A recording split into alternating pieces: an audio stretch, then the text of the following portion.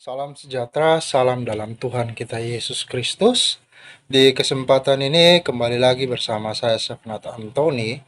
Di kali ini saudara-saudara saya tidak berkhotbah, tetapi saya ingin menanggapi kesaksian atau bahkan pernyataan yang disampaikan oleh Pak Pendeta Philip Mantova. Sesungguhnya pernyataan beliau bahwa dia menanggung dosa jemaat, bahkan jemaat membawanya ke neraka. Nah, saudara-saudaraku yang kekasih dalam Tuhan, saya pikir pernyataan semacam ini adalah merupakan pernyataan yang cukup kontroversi, bahkan bertolak belakang dengan firman Tuhan. Saudara-saudara yang kekasih dalam Tuhan, nah sebelum saya menanggapi lebih lanjut, mari kita mendengarkan bersama kesaksian dari Pak Pendeta Philip Mantova. Selamat mendengarkan.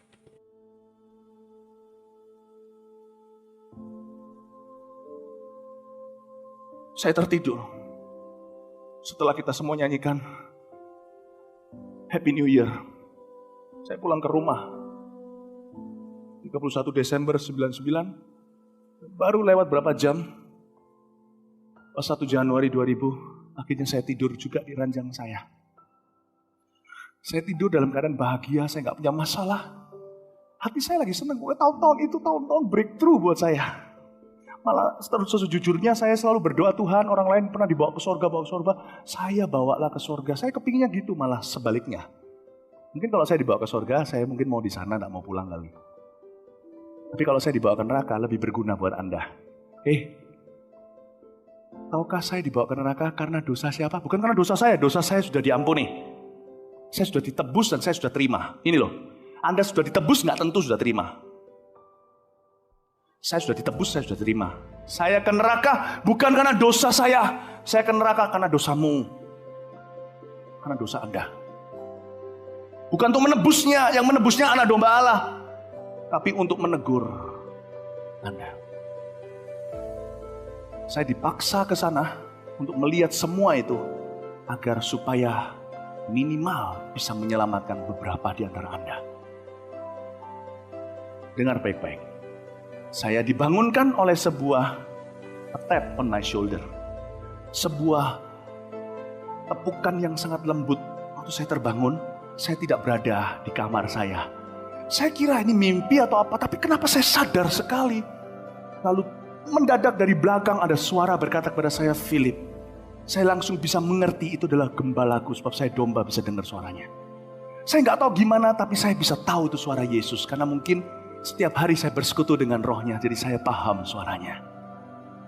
Dan ketika saya mau menoleh ke belakang melihat beliau, leher saya ada yang pegang. Saya nggak bisa lihat, cuman sejauh begini saya nggak bisa lihat ke belakang lagi. Dan suara itu yang sepanjang pengalaman saya menuntun saya di sana, kanan atau kiri, atau apapun yang saya harus lihat dan pandangi. Lalu suara itu berkata, pergi terus, jalan terus, aku akan menunjukkan kepadamu suatu tempat yang harus kau lihat. Demi orang-orang yang harus kau peringatkan. Seperti Yeskiel, dibawa Tuhan pergi ke tempat di mana ada tulang-tulang kering yang sudah terbunuh. Saya dibawa Tuhan. Perjalanan itu panjang, kalau saya hitung secara manusia itu berhari-hari. Tetapi saya tidak melewatkan 1 kali malam tidur. Karena di akhirat waktu berbeda. Alkitab berkata bagi Tuhan 1 hari 1000 tahun. 1000 tahun manusia itu 1 harinya Tuhan. Cuman sebentar di sini. Tapi di sana lama sekali pengalaman saya, rasanya seperti selamanya saya disuruh jalan terus. Ketika saya taat jalan terus di tempat yang begitu hampa udara. Saya bernafas itu hanya menghirup Roh Kudus. Bukan karena saya butuh oksigen, karena tubuh saya masih menghirupnya di ranjang saya. Tetapi saya merasakan tempat itu kalau bukan karena Roh Allah, itu perjalanannya aja membuat saya pasti sudah akan mati ketakutan. Saya berjalan terus dan saya melihat kadang-kadang di pinggir kanan, kiri, depan, belakang saya itu seperti ada transportasi roh-roh jahat, seperti ada sebuah traffic roh-roh jahat yang sebentar keluar, cepat sekali, saya nggak bisa jelaskan. Itu sepertinya lewat, kadang-kadang mengintip, kadang-kadang tempat itu begitu kacau, keotik dan begitu kering, hampa. Detik Anda di sana, langsung Anda merasakan Anda terhilang. Tapi karena Yesus ada bersama dengan saya tahu saya dalam sebuah misi yang khusus. Oke, saudara-saudara, Anda mungkin telah mendengarkan kesaksian atau bahkan sebuah pernyataan yang disampaikan oleh Pak Pendeta Philip Mantofa ya. Ya, di situ dia katakan bahwa karena dosa jemaat dia menanggungnya, bahkan karena dosa jemaat dia ke neraka. Ada beberapa pernyataan juga yang kesannya bahwa dia memegahkan diri bahwa seolah-olah dia itu paling suci.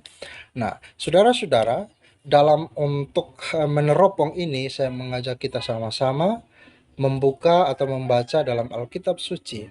Nah, saudara-saudara, keadaan apapun yang terjadi, kita sebagai orang Kristen, ketika kita ingin mengetahui tentang sorga atau bahkan tentang neraka, maka haruslah kita membuka Alkitab. Karena jelas semua di dalamnya telah tertera, telah tertulis, telah dijelaskan selak beluk tentang sorga bahkan neraka. Jadi kalau kita mau tahu tentang sorga dan neraka, maka kita membaca Alkitab. Jangan kita hanya mendengarkan pernyataan atau sepatah dua patah kata dari orang-orang tertentu yang tidak memiliki landasan secara akurat. Nah, saudara-saudaraku yang kekasih dalam Tuhan, pernyataan Pendeta Philip Mantofa ini sangat kontradiksi sekali. Bahwa dia katakan dia menanggung dosa jemaat. Bahkan karena dosa jemaat dia dibawa ke neraka. Saudara-saudara yang kekasih dalam Tuhan, dalam Yehezkiel 18 ayat 20, di sana dia katakan bahwa orang yang berbuat dosa itu yang harus mati. Kemudian anak tidak akan menanggung atau anak tidak akan turut menanggung kesalahan ayahnya.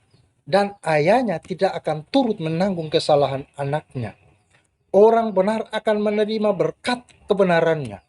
Dan kefasikan orang fasik akan tertanggung atasnya. Firman Tuhan jelas saudara-saudara bahwa setiap orang ketika dia berbuat dosa dia sendiri yang tanggung. Bukan Philip Mantofa yang menanggung ketika jemaat yang berbuat dosa. Ya, saudara-saudara yang kekasih dalam Tuhan, Pak Pendeta Philip Mantofa mengatakan bahwa saya sudah ditebus, saya sudah diterima. Sedangkan dia katakan ke jemaat, Anda sudah ditebus tetapi belum tentu Anda diterima.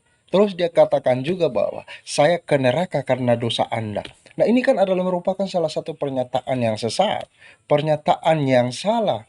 Nah, saudara-saudara yang kekasih dalam Tuhan, sesungguhnya bahwa kalau kita mau kembali konotasikan dengan Yehezkiel 18 ayat 20 ini sangat bertolak belakang. Sesungguhnya dalam kitab Yehezkiel tadi mengatakan bahwa dosa kita itu kita yang tanggung sendiri, tidak dibebankan kepada orang lain. Nah, saudara-saudara, bagaimana bisa seorang pastor, seorang pendeta mengatakan seperti demikian, seolah-olah kalau dia tidak pernah menyelidiki Alkitab, seolah-olah kalau dia tidak pernah belajar Alkitab.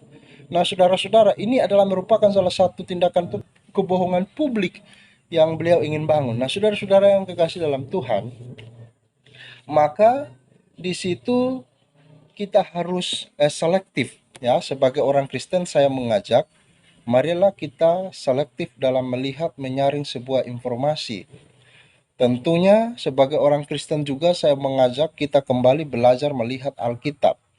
Karena sentralistik daripada kehidupan seorang Kristen adalah back to the Bible, kembali kepada Alkitab.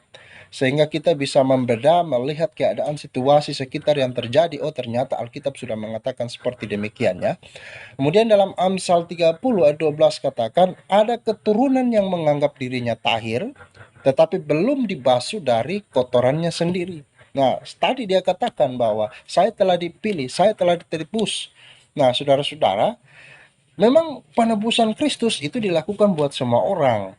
Makanya Pak Pendeta Philip Mantofa itu jangan engkau memasang sekat-sekat seolah hanya Anda saja yang ditebus oleh Allah, sementara orang lain tidak.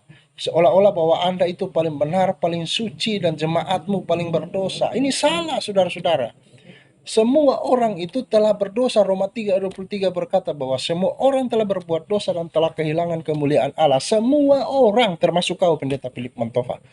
Makanya dari itu Bapak Ibu Saudara-saudara, memang kita akui bahwa awalnya mulai itu dosa status Adam dan Hawa itu tertanam bagi kita sekalian.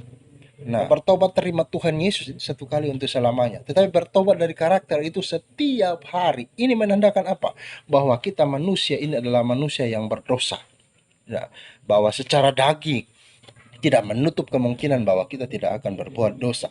Makanya kalau ada yang berkata seperti demikian, dia memenggahkan diri bahwa Allah hanya memilih dia, bahwa dia orang suci, ya itu kan adalah merupakan pernyataan yang sombong rohani. Nah, saudara-saudara yang kekasih dalam Tuhan, kemudian dalam 2 Korintus 10 ayat 12 dikatakan di sana, ini Paulus mengatakan dia mewakili seluruh rekan-rekan kerjanya, rekan-rekan pelayannya. Dia katakan begini, memang kami tidak berani menggolongkan diri ya kepada atau membandingkan diri dengan orang-orang tertentu yang memujikan diri sendiri. Mereka mengukur dirinya dengan ukuran mereka sendiri dan membandingkan dirinya dengan diri mereka sendiri. Alangkah bodohnya mereka.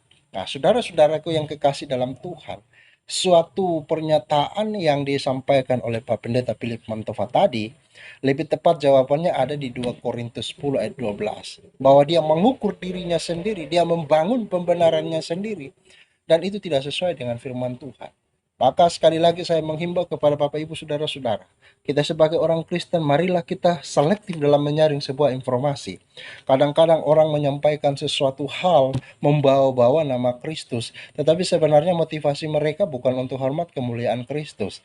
Nah, saudara-saudaraku yang kekasih dalam Tuhan, kita lihat ada begitu banyak orang yang memiliki label sebagai hamba Tuhan, tetapi sebenarnya mereka tidak melayani Tuhan.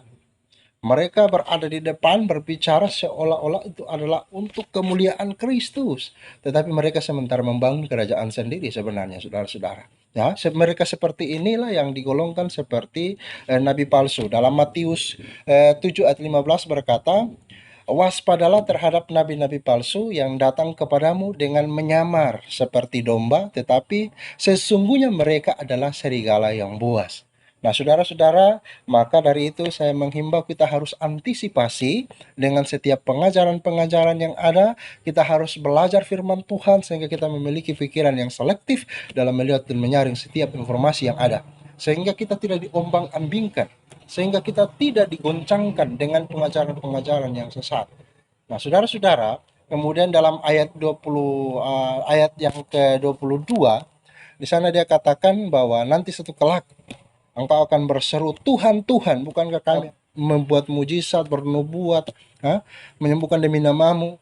Tetapi ayat 23 mengatakan Yesus akan berterus terang. Dia akan berkata bahwa, enyala engkau dari hadapanku, hai si pembuat kejahatan, aku tidak mengenal kau. Nah, saudara-saudara yang kekasih dalam Tuhan, sesungguhnya bahwa di akhir-akhir zaman ini bahwa ajaran sesat semakin merajalela, ajaran sesat semakin mengembang di mana-mana.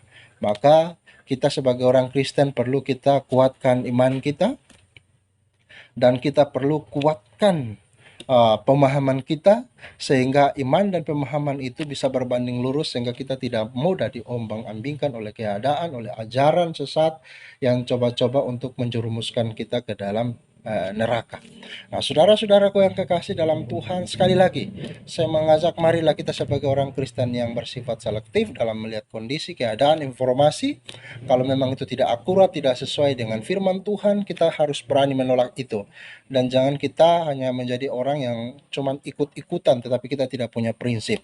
Prinsip kita bahwa Yesus adalah Tuhan dan Juru Selamat hidup kita, dan Dia telah menebus kita dari segala dosa yang ada di muka bumi ini, sehingga kita dikenal sebagai anak-anak Allah yang memiliki ahli waris dalam kerajaan sorga. Puji Tuhan, semoga bermanfaat. Tuhan Yesus memberkati.